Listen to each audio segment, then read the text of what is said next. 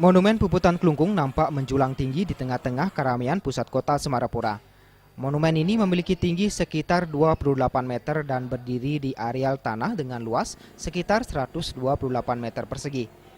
Bentuk dari monumen ini umumnya sama seperti monumen-monumen peringatan di Bali dan mencirikan karya seni arsitektur Bali, yaitu terdiri dari lingga dan yoni. Pada bagian bawah lingga terdapat sebuah ruangan berpetak yang dilengkapi dengan pintu masuk bergapura sebanyak 4 buah yang saling berhubungan satu dengan yang lainnya.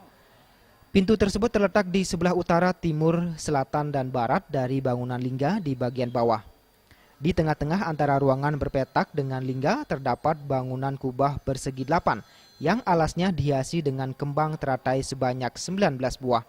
Dan secara keseluruhan angka-angka pada monumen ini akan mencerminkan tanggal bersejarah bagi masyarakat Klungkung, yaitu tanggal 28 bulan 4 1908.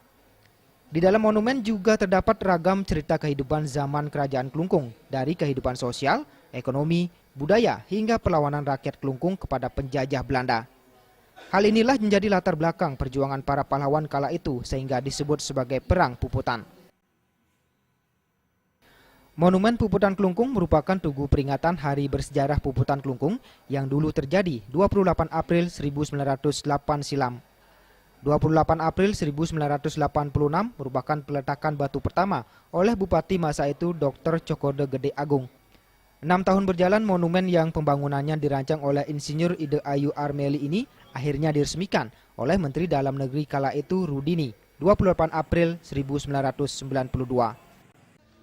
Di sekitar areal monumen inilah menjadi saksi bisu perlawanan para pahlawan kerajaan Klungkung melawan kolonial Belanda.